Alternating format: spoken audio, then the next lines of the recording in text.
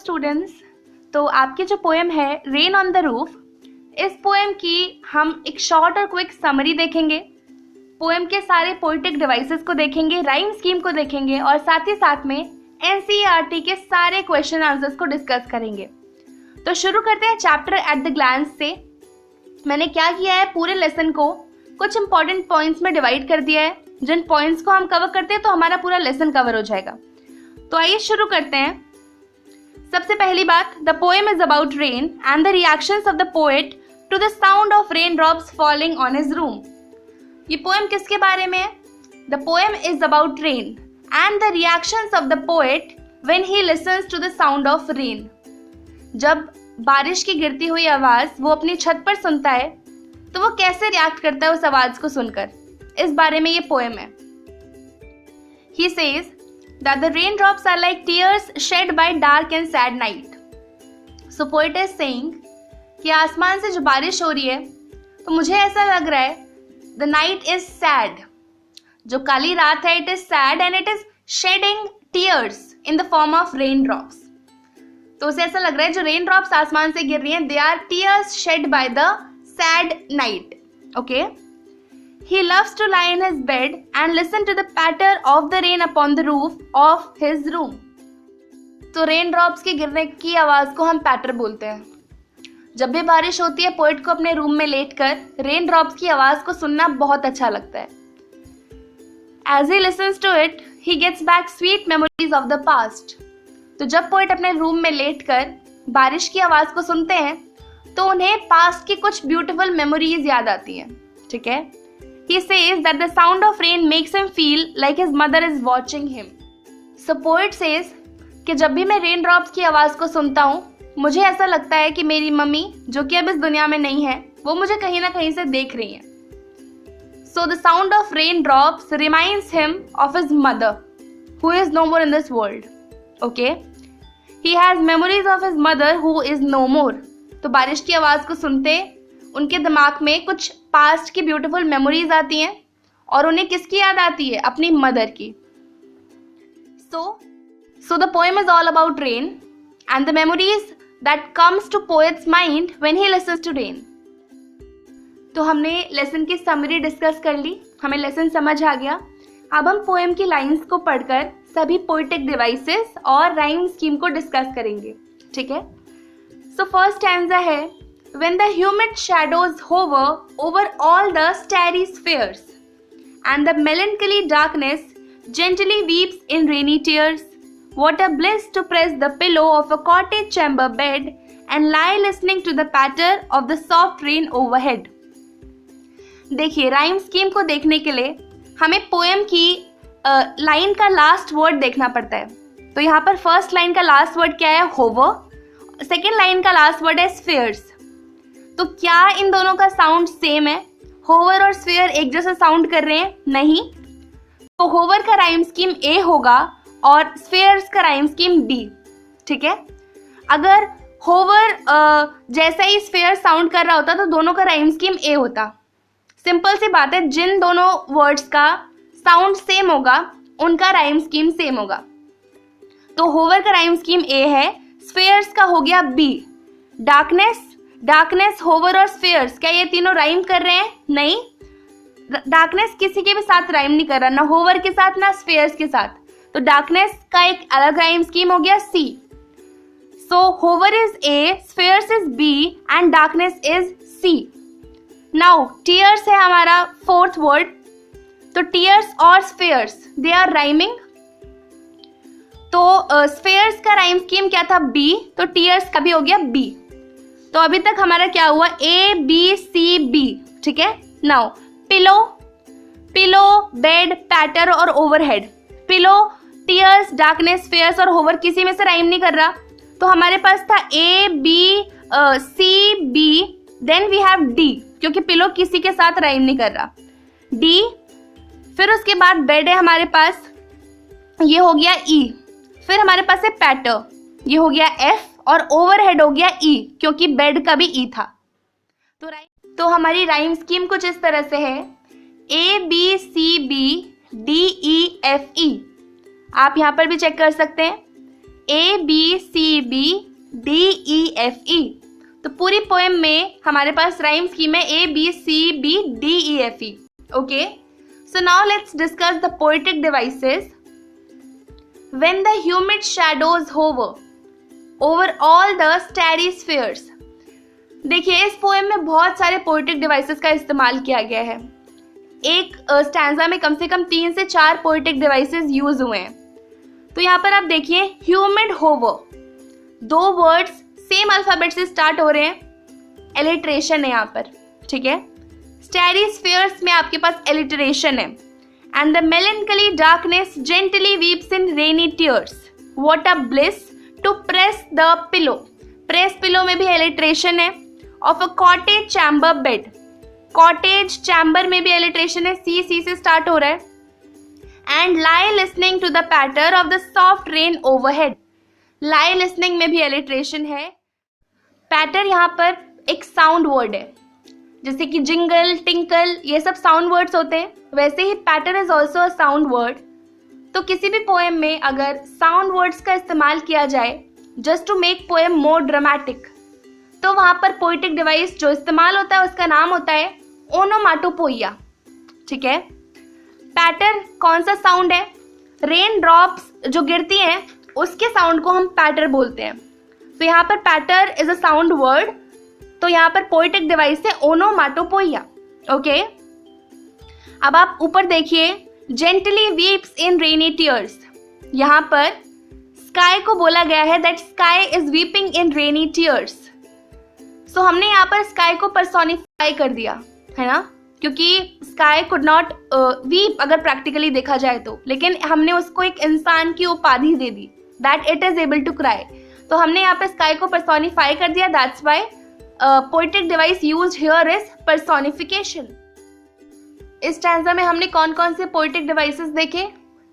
सबसे पहले alliteration, then onomatopoeia, then we saw personification. Okay, now coming to our next stanza, every tinkle on the shingles. Tinkle is also a sound word, तो यहाँ पर onomatopoeia है फिर से। Has an echo in the heart and 1,000 dreamy fancies into busy being start. busy being में आप खुद ही देख सकते हैं, alliteration is there and 1,000 recollection weave their air threads into woof. यहाँ पर recollection को personify किया गया है ये कहकर that they weave their air threads into woof. They are not human beings that they are able to weave, है ना? So that's why the poetic device used here is personification. Okay, as I listen to the patter of the soft rain upon the roof. अब यहाँ पर फिर से पैटर का इस्तेमाल हुआ है, patter is a sound word, so poetic device here is onomatopoeia. अब अगला स्टैंजा देखते हैं, now in memory comes my mother. अब देखिए, मेमोरी और मदर ये एलिटरेशन है। As she used in years agone to regard the darling dreamers, DD, alliteration. Ere she left them till the dawn, oh I feel her fond look on me, as I list to this refrain which is played upon the shingles by the patter of the rain. यहाँ पर फिर से पैटर का इस्तेमाल किया है, ओनोमाटोपोइया। सो इस stanza में हमारे पास एलिट्रेशन और ओनोमाटोपोइया ही थे बस। सो राइम स्कीम एक बार दोबारा दोहराओ मेरे साथ, राइम स्कीम क्या थी? ABCBDEFE। और पोएटिक डिवाइसेस स्टैंजा 1 में ह्यूमिड होवर में एलिट्रेशन, स्टेरिस्फीयर में एलिट्रेशन, प्रेस पिलो में एलिट्रेशन, लाई लिसनिंग में एलिट्रेशन। ओनोमाटोपोइया मतलब जब पोएम में साउंड वर्ड्स का इस्तेमाल किया जाए, जैसे कि पैटर हमारे फर्स्ट स्टैंजा में यूज हुआ तो वहां पर ओनोमाटोपोइया थे। Okay, so here darkness is personified when poet says that it is sad. How darkness can be sad? नहीं हो सकता प्रैक्टिकली पॉसिबल, तो इसलिए हमने यहाँ पर डार्कनेस को पर्सोनिफाई कर दिया, that's why the poetic device used here is personification. फिर सेकेंड स्टैंजा में हमारे पास एलिट्रेशन था, बिजी बीइंग में वी हैड देयर थ्रेड में एलिट्रेशन, रेन रूफ में एलिट्रेशन। फिर सेकेंड स्टैंजा में टिंकल और पैटर साउंड वर्ड्स यूज हुए थे, तो वहां पर ओनोमाटोपोइया था। देन वी हैड पर्सोनिफिकेशन 2, जब पोइट ने कहा दे वीव ड्रीम्स, वो रिकलेक्शंस की बात कर रहा था, मेमोरीज की बात कर रहा था, that they weave dreams. So here recollection is personified when poet says they weave dreams. Recollection could not weave dreams, right?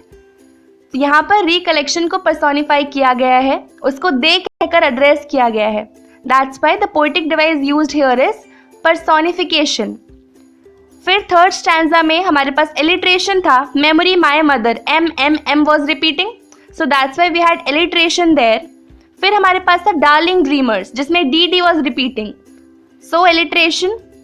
फिर हमने देखा था कि थर्ड स्टैंजा में एक साउंड वर्ड का भी इस्तेमाल किया गया है, patter, so we had onomatopoeia there. Okay, so अब हम पोएटिक डिवाइसेस कंप्लीट कर चुके हैं, राइम स्कीम हमने देख लिया है। Now we are going to discuss NCERT question answers. Okay, so first question is, what do the following phrases mean to you? Discuss in class. तो अब पोएम से कुछ फ्रेजेस उठाए गए हैं और आपसे क्वेश्चन किया जा रहा है कि आपके अकॉर्डिंग इन फ्रेजेस का पोएम में क्या मतलब था। ओके, तो पहला फ्रेज है ह्यूमिड शैडोज। ह्यूमिड शैडोज का मतलब क्या था? Dark clouds which are full of water. तो मैंने लिखा है humid shadows refer to the dark clouds which are full of water. ठीक है, ह्यूमिड शैडोज मतलब वो क्लाउड्स, वो डार्क क्लाउड्स जिनमें पानी भरा हुआ है। Okay, now second phrase is starry spheres. Starry spheres का मतलब क्या था? A night which is full of stars. ठीक है, so I have written here starry spheres refer to the sky at night time which is full of stars. Okay, हमारा third phrase था what a bliss. Bliss का मतलब मैंने आपको बताया था हैप्पीनेस या फिर ब्लेसिंग। ठीक है, तो ब्लिस का मतलब है, bliss means a blessing and happiness. Okay, now let's see the fourth one, a thousand dreamy fancies into busy being start. What does that mean? इसका मतलब कि लोगों को स्वीट ड्रीम्स आने लगते हैं when they listen to the patter of the rain. Okay, so I have written here a thousand dreamy fancies into busy being start means that people start having varied sweet dreams. Okay, now let's see the fifth one, a thousand recollection weave their air threads into woof. मतलब कि उसके दिमाग में past की beautiful memories आती हैं। Okay, a thousand recollections weave their air threads into woof means that when people are asleep the memories of the past come back into their mind in the form of dreams. तो जब लोग सो जाते हैं तो उनके दिमाग में past की मेमोरीज आती है in the form of dreams. Now let's see the next question, what does the poet like to do when it rains? तो पोएट को क्या करना अच्छा लगता है जब बारिश होती है? उसे अपने बेड में लेटकर पिलो में अपना सर रखकर रेन ड्रॉप्स की आवाज को अपनी छत पर गिरते हुए सुनना अच्छा लगता है। When it rains, the poet likes to lay in bed, putting his head in the pillow and listen to the patter of the rain falling upon his roof. Okay, what is the single major memories that comes to the poet who are darling dreamers he refers to? तो poet के दिमाग में किसकी memory आती है, किसकी याद आती है उसे? उसकी मदर की। और डार्लिंग ड्रीमर्स कौन है? पोएट और उसके भाई बहन, जो कि अपने आराम से सोते हुए सपने देख रहे होते हैं। The poet has memories of his beloved mother who is no more. तो पोएट को अपनी मम्मी की याद आती है, who is no more in this world. When he was a child, she would put him and his sibling to bed and allowed them to sleep till late. तो जब poet और उसके भाई बहन सब छोटे थे तब उनकी मम्मी उन्हें बेड पर लिटा देती थी और उन्हें सुबह देर तक सोने के लिए अलाउ कर देती थी। They had sweet dreams in their sleep. और पोएट को बहुत अच्छी नींद आती थी और साथ में प्यारे प्यारे सपने भी। Darling dreamers they refer to the poet and his siblings when they were children and had sweet dreams. They were loved by their mother and so were her darlings. Darling dreamers का मतलब है poet और उसके भाई बहन जब वो छोटे थे then they used to have sweet dreams. ठीक है, उनकी मम्मी उन्हें बहुत ज़्यादा प्यार करती थी। That's why they were darlings of their mother. इसलिए पोएट ने यहाँ पर darling dreamers वर्ड का इस्तेमाल किया है। So now let's see the last question. Is the poet now a child? Is his mother still alive? तो क्या पोएट अभी भी एक बच्चा है और क्या उनकी मदर जिंदा है? So नहीं, पोएट की मदर अभी जिंदा नहीं है और ना ही पोएट अब एक बच्चा है। He is an adult now. So I have written here, no, the poet is not a child. He is an adult, तो पोएट अब बच्चे नहीं रहे, वो अब एक अडल्ट हैं। And his mother is not alive any more, और उनकी मम्मी भी अब जिंदा नहीं बची। तो हमने पूरा लेसन डिस्कस कर लिया अच्छे से, हमने समरी देख ली, लिटरेरी डिवाइसेस देख लिए और राइम स्कीम देख लिया, and we have discuss all the question answers to.